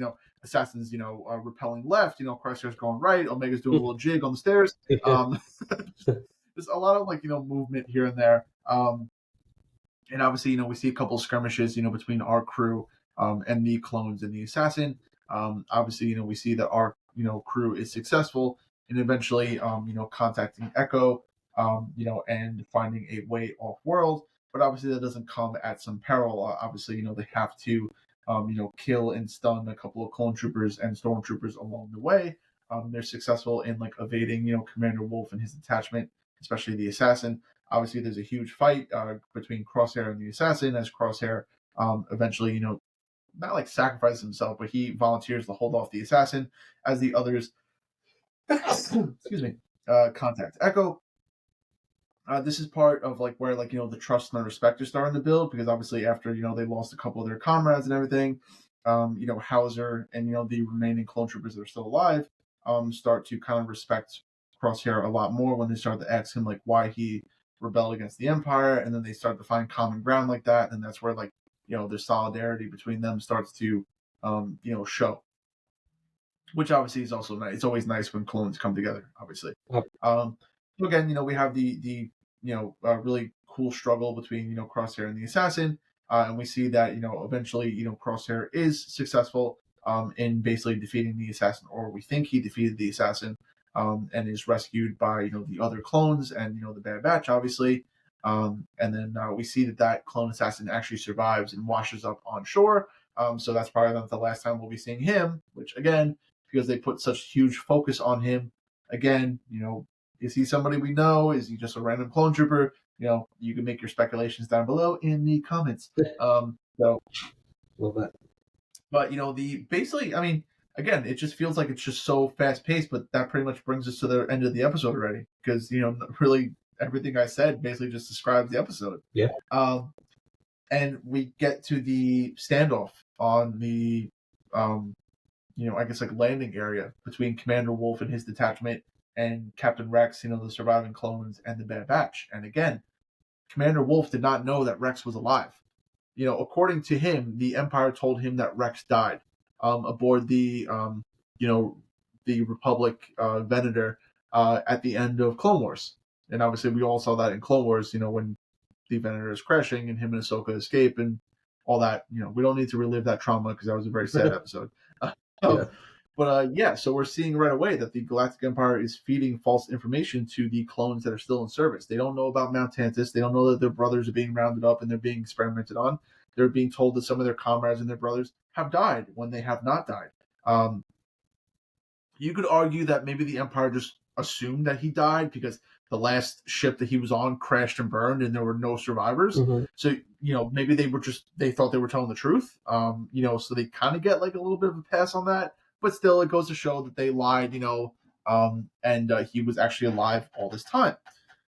So obviously, Rex and Wolf have their back and forth, which is to be expected. Obviously, Rex is trying to convince Wolf that, the Empire is lying to him and, to let us go and we're brothers and everything. And he really tries to pull on those heartstrings of their service during the Clone Wars, their relationship that they had, blah, blah, blah, all that pretty much, which is expected, especially with somebody like Rex.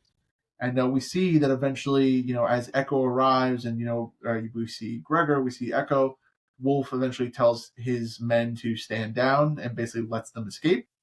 And obviously, that is not the last time we're going to be seeing Wolf and, those clones because, they still have a job to do. And, I don't know in what capacity they're going to come back in the Bad Batch, but they're probably going to rear their head once again. If the show is going in the direction that it's probably going, we're going to assume that maybe Commander Wolf and his detachment are called to Mount Tantiss to help put down this little clone uprising. So that's probably when they're going to come back again, and that's probably when you might have Wolf turn on the Empire. Again, we don't know. Thank you. We don't know in what capacity he leaves the Empire, because we even see in Rebels when we meet up with him, Rex, and Gregor, Wolf is the one that calls the Empire on Kanan and the Rebels. So he still has some sort of ties to the Empire. So whether he just leaves willingly or he leaves, but he leaves on his maybe own accord, we don't know. So that'll be kind of interesting to see how he ends up with Rex and Gregor. Obviously, there's a bunch of theories about that.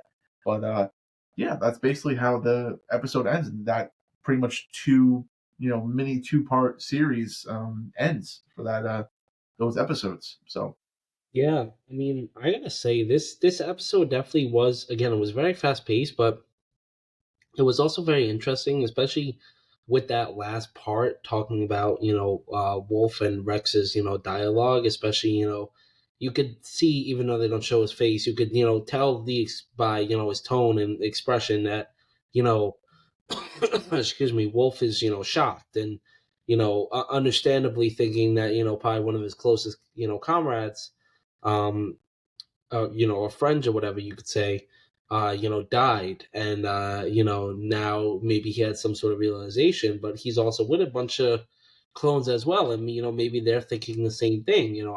I don't know, I'm not sure, but also we have the standoff that probably could have really went either way. I think the Bad Batch, Rex and them could have pulled it out only because it was only Wolf and like a commando, and just rest clones. So I feel like they would have won if it came to that, but luckily it didn't.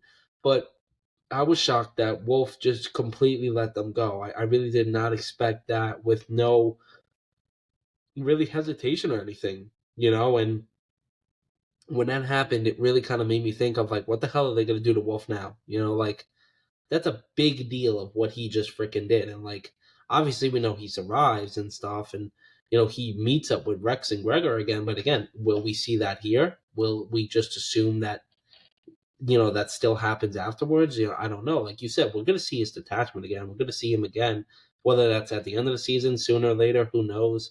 But it also showed, again, a lot of great action in this, a lot of moments with Crosshair and that Shadow, I'm just gonna call him. And again, it definitely made a lot of people think of Tech, because why are they heavily focusing on Crosshair and this one Shadow? Maybe it's because Crosshair is the next one to die, and Tech's the one that died or whatever. Blah blah blah. But again, I don't believe that's Tech. I don't. That'd be really dumb if they did that, to be honest. But again, that action was great. I really enjoyed that. I love seeing the one-on-one battles and stuff, because it's just cool. And again, it's awesome seeing the clones.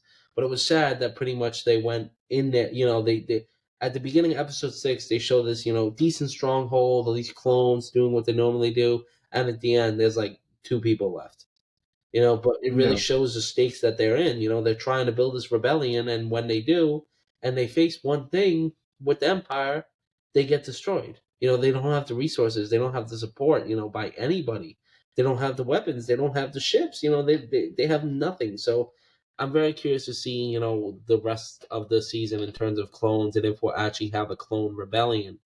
um, but it honestly just it closes perfectly by kind of leaving you on a cliffhanger about what the hell's going to go on with Wolf, and seeing, okay, now the Bad Batch got away, but now they know the Empire is after Omega again, and she's their like highest priority target. Why? And we go on to that in the latest episode, the 8th episode, which again I thought definitely was a great episode as well, but definitely a little bit different and a little bit of a pace, kind of like slowing down, so to speak, but not really, because a lot of stuff still happened, but slowing down from clones dying, and depressing stuff with clones, and go into a little yeah, more interesting episode, and making you think more, especially towards the end, as well. yeah. Yeah, and I assume that I'll be capping us out for the final episode. Hmm? So I guess I'll be capping us out for the Yeah, final you've been episode. doing it the whole time, as well. Okay, all right. I mean, I've only been doing it because you just keep flipping it back to me. So I was like, all right, I guess I'll Well, just you've be the been one to summing it up really explain good, the. and I feel like I've been giving just adding on Uh, to the conversation. yeah, we just got a system that works, So why fix it, right? Exactly. This If it ain't true broke, don't son's fix it, work. right? So yeah, but that brings us to episode 8. So obviously that was the most recent episode that came out this Wednesday. Again, a little bit of a slower paced episode, but still plenty of action. Obviously, again, you can consider like maybe another filler episode, but again, it ties into the story because obviously Hunter and Wrecker and the Bad Batch and the clones themselves have questions about what this end count is, right? Everybody seems to like kind of have it on the tip of their tongue. Like they think they know what it stands for, but they don't know exactly what it stands for. Obviously, we know that it stands for Hmm. midichlorians, right? So we as the audience know what it stands for.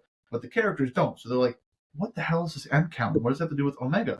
So they're trying to figure out how to find out more information about this, which in turn brings them to, their friend. Smee? No, not Smee. That's fucking. I thought it was like Fee, but it's like isn't something like V or Vi or Fee or something like that? Like Fee I Fi don't fucking know. Fo. Like Somewhere around there. V. I feel like it's V or Svee. Something like that. it might be V. But Pirate we girl. basically have the return of Pirate Girl. And they're asking her for more information about somebody that possibly might know anything about this M count. Mhm. And obviously, she refers to the Empire has been, I guess, enlisting bounty hunters to track down targets that have these M counts. So basically, the Bad Batch are going to try to contact the bounty hunter to find out more information. So obviously, somehow the name Fennec Shan comes to mind. It's kind of interesting how they chose her out of any of the other bounty I hunters that think they it's met. I mean, they met because they Cassidy. said she already had a run-in with Omega in that episode in the second season with Bane and her, fighting each other for And Omega. plus, she's probably the more neutral, Yeah, over she's them not trying as to. dangerous, I would say, to go after opposed to Cad Bane. So obviously, the Bad Batch, well, more specifically Hunter and Wrecker, decide to go track down Fennec Shan in hope that she can give them some information about somebody that could help them find out what the M count is. So obviously, we see them go to this kind of like space station type place. That's like maybe just has some gambling, some restaurants, bars, whatever you name it. And we see Fennec Shan sitting at a table talking to a Rhodian. I don't think that Rhodian was Greedo. No, I just kind random. of thought about that for a second. I was like, is that Greedo? Is that like another cool little Easter egg, or is this just some random Rhodian? Probably just a random Rhodian. But we see obviously that they approach her, asking for some information. I also wonder. I would assume that the woman that probably portrayed her in real life probably voiced her, right? Yeah, it's the same one. Yeah. I thought her character design and her animation was phenomenal. It does. It's crazy how good it looks. I think I really do like Fennec Shan. I mean, I have her like minifigure She's a cool on my character. lanyard. She is a cool character. I enjoy her character. I do. Me as well. But obviously, because she's a bounty hunter, every piece of information comes with a price. So, in order for them to get information about somebody and the funny thing is, she doesn't know anything about it, but she could find out from somebody else that knows about the M count. Yep. But in order for them to do that, obviously they have to do a job with her, and basically it entails them tracking down this other bounty hunter that basically has a huge sum of credits, and multiple families and crime families are after this guy. This guy is super badass, He's like a by the way. freaking praying mantis. He basically like fucks everybody He's up sick. pretty much like towards the end of the episode. So He's really cool. He's really cool. And even the planet that they go to is like really cool. But basically she enlists their help like in capturing the guy, and she's like, oh, if you do that, then I'll put my feelers out there and I'll find somebody that knows anything about this so-called M count. So obviously, the episode shows them going to this planet, tracking down this guy. Obviously, they run into a couple hiccups along the way, as you normally would in the terms of giant space crocodiles and landmines. Can we talk about how badass that little fight was with the crocodiles? Really Wrecker just decided to be like, you know what? These hands, they're rated for everybody. And he body slam. He literally, I swear, there was a part where he wrestled or choked a crocodile. It was just like, yeet. And I'm like, jeez.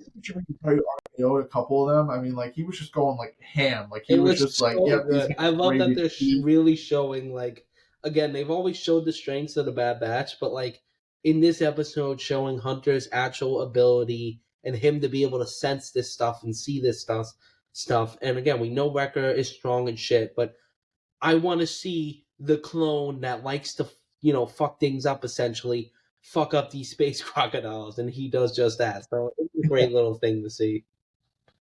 Yeah, it really was. Yeah, it just goes to show, like, that, I think because a lot of us forget that they're genetically enhanced to, like, be specialized in different areas.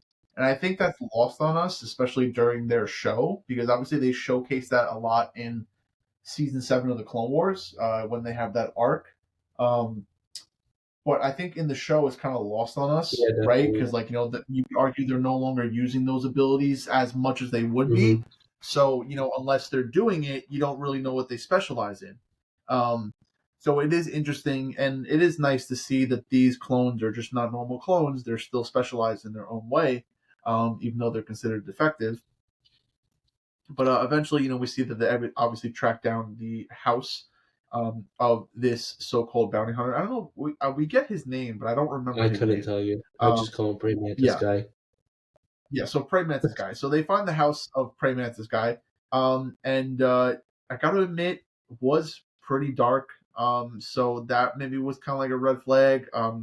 These shows love to cut corners nowadays and just make like every scene possible like I dark as hate hell. that because I Um, never know how to because watch it. Like, do I I was, close the of course, window? I was watching. Yeah, of course, I was watching it, and it was during the day, and like obviously there was a glare, and I And it couldn't doesn't see help that the shit. Bad Batch is all black and gray armor. So But obviously, a really epic fight yeah, it was ensues really between good. like Hunter Fennec and the bounty hunter, and eventually it takes like multiple stun shots to finally actually get this At guy least like down. Uh, 6, which is a yeah, it lot. was a lot. Yeah. It's a lot. And ultimately, they are able to get him down, and obviously, they are successful in their mission. And Fennec is able to deliver this guy back to the people that want him. She takes all the money for the job, of course, and she agrees to contact somebody that might have information about the M count. Obviously, we see her talking to somebody. We don't know who she's talking to. I have a feeling that she's talking to Cad Bane, because who else would be tracking down Jedi when he's been fighting Jedi the whole entire Clone Wars as a bounty hunter?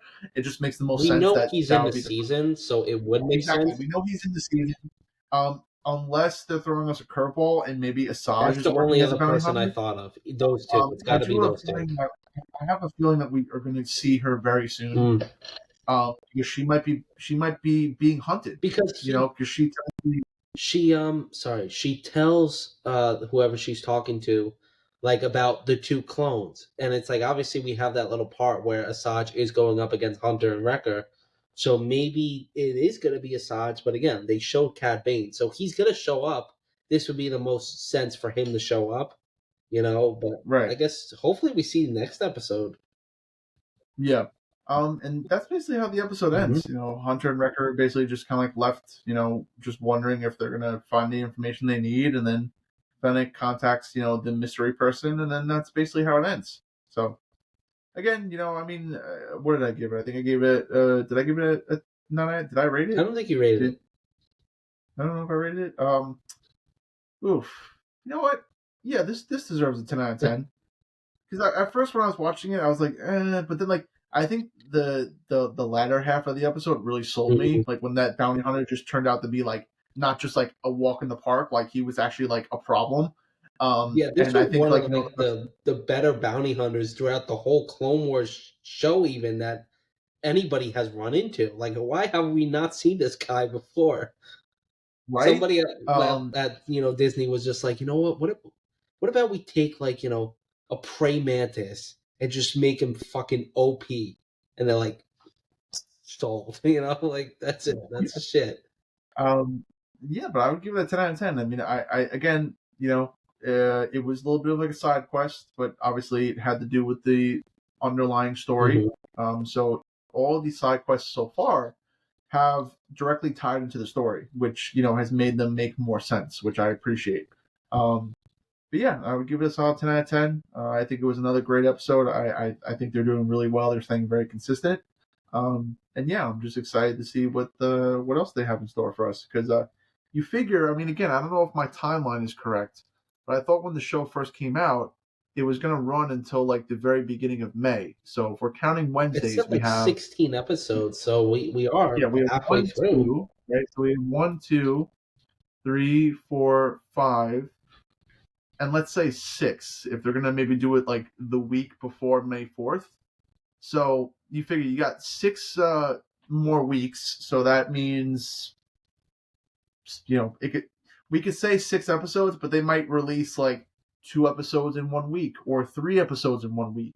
So right now, if we're looking at 6 episodes, just one per week, we're looking at 14 episodes. But it's probably going to match the episode count for the previous Bad Batch seasons. I don't know what that is off the top of my head, but I thought it was yeah, I mean, 16 episodes. Let me see. if it's 16, then it's probably going to cap out at 16. So I wouldn't be surprised if, like, for the season finale, they did like 2 episode premiere or something like that. No way, it's more than that. Okay, hold on. Let me see. Episode list. So while he's Okay, doing that, so you'll from what it says on IMDb, it says that it's supposed to have 15 episodes. At least that's the amount of spots they have, because it has. Well, apparently, it actually has names for it. So, season 3, episode 9, March 27th, then April 3rd, April 3rd. So it looks like they're releasing 10 and 11 April 3rd, and then 12 April 12th. I mean, April 10th. 13 April 17th, 14th April 24th, and 15th May 1st. But the names of the episodes, so the next name is called The Harbinger. I don't exactly know what that is. Then Identity Crisis episode 10. I have a feeling that's um Asajj. And then we have Point of No Return episode 11, Juggernaut episode 12, Into the Breach 13. They're definitely going to Tantiss. Flash Strike episode 14, and The Cavalry Has Arrived episode 15. Interesting. So, yeah, it's only 15 episodes. Yeah, so it's, again, like you said, right before May 4th, the very beginning of May. But for some reason, they're releasing, if this is correct, episode 10 and 11 both on April 3rd. Why? I don't know. I'm curious. I wonder if the episodes go hand in hand. That's probably why. But on the ratings of the shows, it said, like, on this season so far, episodes 7 and 3 are the highest rated, being an 8.6 out of 10 on IMDb. Interesting. Yeah, and the lowest rated episode is actually episode 2, which is really weird. Actually, no, I lied. Episode 8, 7.1, which is weird because, again, like, I don't think it should be near a 7. It should at least be high stats. No, I think they should all be at least around like an 8. I would start from like an 8.0 and then just kind of go up from there. But I'm surprised they're not doing 16, but it's a good amount of episodes, and at least we know we have, 7 more to go, right? That's math. Yeah. Yeah. All right. Look at that.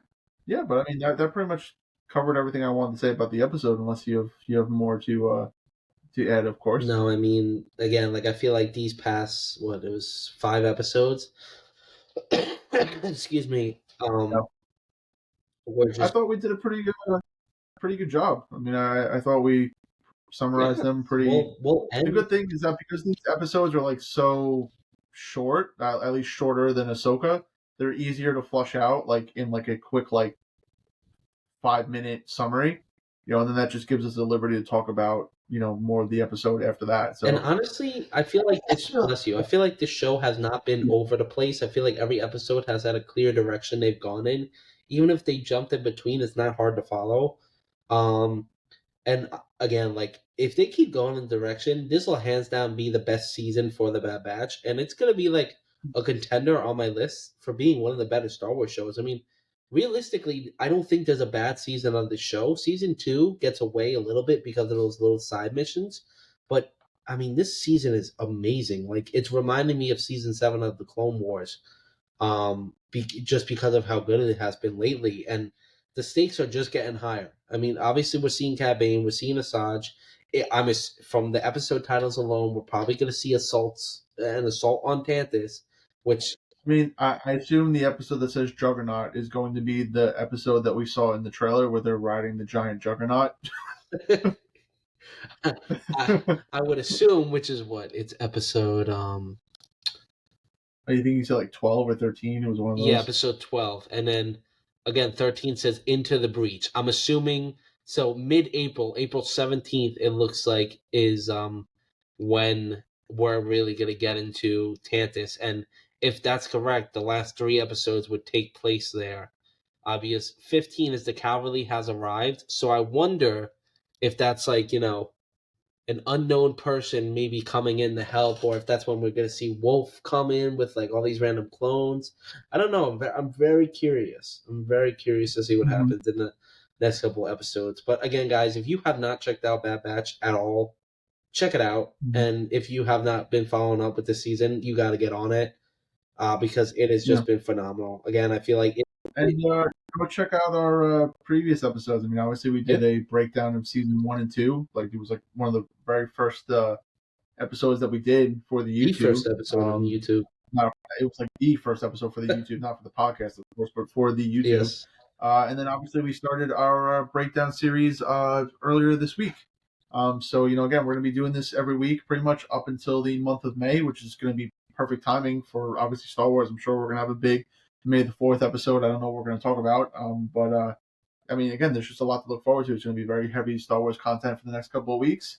And then, yeah, that'll lead us basically right into May 4th, and May the 4th be with you. Honestly, you know what would be a I think, great thing for May the 4th is I think that is a perfect time to start with our discussion maybe on the Star Wars movies.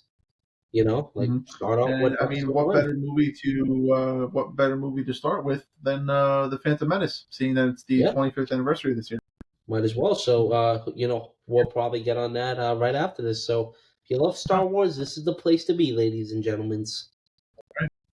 But with that being said, I think we should end the episode with what you suggested before. So, I mean, I guess I'll kind of let you start because I have an idea of what you're talking about, but I'd rather have you do an example first, if you Okay. know what I mean. So, what's it called? If I have to get, I'm gonna say let's go with MVP of season 3 so far for the Bad Batch. Honestly, Mm-hmm. right now my MVP is probably gonna be Omega. Um, it was a toss up between her and Crosshair, because they've Mm-hmm. probably been the two that have been featured heavily the most. But obviously, we know Omega was was a new character for the Bad Batch. Pretty much, this show was created and centered around her, obviously, and the Bad Batch. But she's a different type of clone. They've gone more in depth in her story. They've shown a lot of growth, and she's proven to be uh, not only a great character on her own, but she's proven to be a pivotal part of each of the Bad Batch's lives. And honestly, she just gets more interesting as these episodes go on. So I expect very interesting things from her towards the end of the season. And yeah, she's just been a standout for me in pretty much every episode she's been in so far. So Mm-hmm. that's my MVP of season 3 so far. What would be yours, or who would be yours? Um, I'll probably do the other side of the coin here, and my MVP would be Crosshair. He was always my favorite character in the Bad Batch from day one, and I am a sucker for a redemption Mhm. arc, and I really love a good redemption story, and I am really loving the story that they're creating for Crosshair this season. I'm excited to see where it's going to take him. Again, we didn't mention it in episode 8, but we do see that sweet scene with him and Omega back on the island planet Yes, I where love she's that one. trying to teach him how to meditate because the medical droid is basically like, well, physically there's only so much I could do for you, but maybe it's not a physical problem, maybe it's a mental problem that's causing these shakes and these tremors. So obviously he gets all frustrated, he walks away. Then Omega finds him, and then she tries to teach him meditation, which is really nice, especially when he's trying and his hand is shaking, and then she grabs his hand and she just tells him to breathe. And we see them sit down and do the meditation session together. So I'm kind of curious to see where that is going to go, for the rest of the season. But he would definitely be my MVP of season 3 so far because he looks like he's having a really good redemption story, and I'm excited to see what that's going to bring him into the future. And then obviously for the end of the show, so he would be my MVP. Alrighty. Let us. I'll probably include that in the comments for this episode. So let us know who your guys' MVP is so far for season 3 of the Bad Batch, or maybe just the Bad Batch as a whole. Um, Otherwise, hope you enjoyed our episode 4 through 8 breakdown of the Bad Batch. And perfect thing is, you only have to watch 2 episodes to go through half the season of the Bad Batch. What better place to That's do right. that than Two Sons Podcast? What other podcast has that? That's right. None. All right, we're special. That's We're right. special over here at Two Sons Mhm. Podcast. Um, We are we special. already went over the socials in the beginning. You know where to find us. You know what our name is. And That's with right. that being said, I don't have any closing statements. Unless my brother has any closing statements, I'm ready to get the heck out of here and get to bed. Yeah, I couldn't agree more. But yeah, again, just thank you guys so much for coming out. Remember we did a episode before, wrapping up episodes 1 to 3, and then obviously today is going to catch you up, midway through the season. So again, check us out. Whether it's on Spotify, YouTube, we appreciate all the love and all the views we get. Whether it's 5, 10, 20, 2, who cares? We just appreciate that you guys come and listen to us be passionate about what we like to talk about, because that's obviously one of the things that this podcast was founded on. It was founded on just us being able to talk about things that we were passionate about, and just hope that somebody might enjoy it. We never cared about the views or who watched us. We just cared about being able to share our views with the community. So please check us out. Like I said, we listed all the socials in the beginning of the episode. Let us know down in the comments and the little Q&A sections what you thought of the episode. If you have any improvements or any suggestions for us, if you want us to talk about anything specific. And with that being said, we hope you guys have a great day, great afternoon, great evening, whenever you are watching this. Enjoy your 2-for-1 special this week for Two Sons Podcast. Don't get too attached to it, because it's not going to happen every No week. way. But it just worked out perfectly this week. So please enjoy that. Enjoy the Bad Batch. Enjoy the start of spring. Maybe make a checklist for yourself. Things that you want to accomplish this spring season. A little bit of spring cleaning. Clean the mind, clean the body. Do whatever you have to do. But please be safe out there. Don't do anything stupid. Stay hydrated. All that good adult stuff. And with that being said, we will see you all next week when we talk about episode 9. And because it is Star Wars, and we are a Star Wars podcast, and we love Star Wars, we will end this out by simply asking you and telling you all, may the Force be with you all. May the Force be with you. Goodbye, guys.